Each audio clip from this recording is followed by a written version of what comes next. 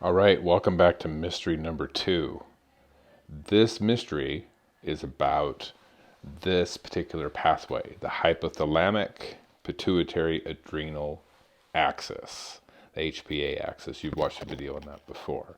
The way this works is in times of stress, and which is normal, by the way. Stress is normal. Now, too much stress is not normal, and we have problems from that, and we all probably can name several of them that we're experiencing right now, including eating too many graham crackers and frosting. I don't want to talk about it. Anyway, what happens when we experience stress is that the hypothalamus releases cortisol-releasing hormone. This literally happens every morning.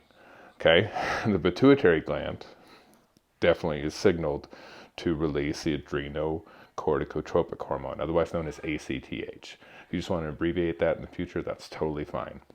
That stimulates the adrenal gland to release a hormone called cortisol. Now, normally, in a normal situation, in a normal day, we release little bits of cortisol throughout the day, and we deal with stress as it comes, and our joints move a lot better, and it mobilizes blood sugar, and it affects us just perfectly fine. However, if we get too much of any of these hormones, the net effect can be something like this emaciated and really ill experimental rat who's probably got a whole bunch of stress-related problems, high blood pressure, that sort of thing, skinny fatness, just not a good situation.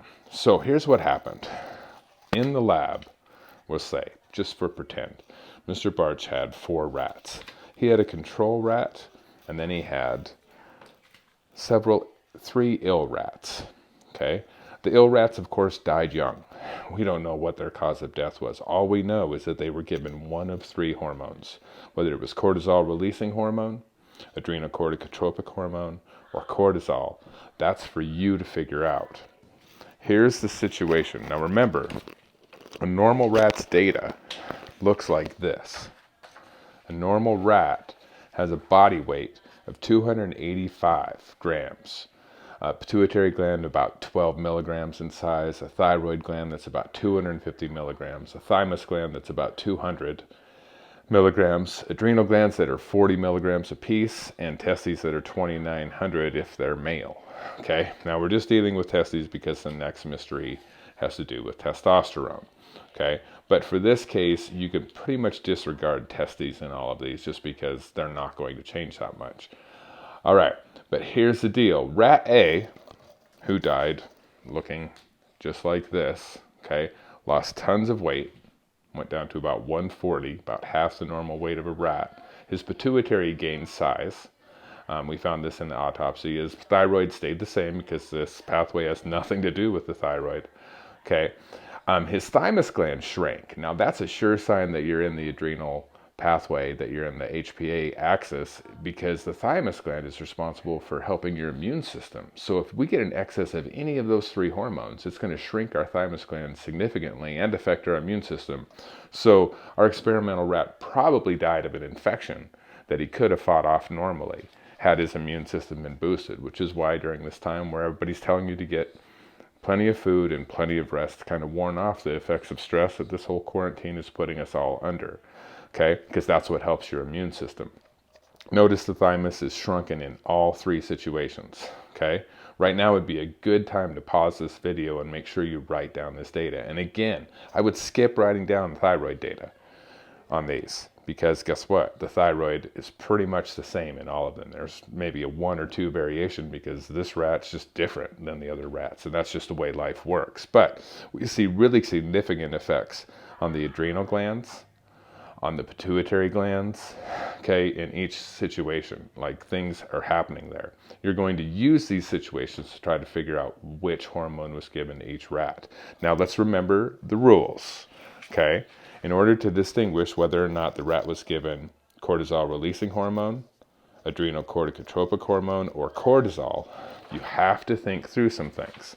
Now again, first of all, when you're looking at these rats, the rule is always look at body weight first. And of course, we're in a catabolic pathway with this. All 3 rats have lost weight, considering that the normal weight's about 280 milligrams. Okay, not 280 milligrams, but 280 grams. Okay, And remember, there must be a change of 10% or more in these, when we're comparing these organ sizes or these gland sizes. Okay, so for instance, the thymus is 102 here, it's 98 here, it's 100 here. That's significantly smaller than the normal 200 size.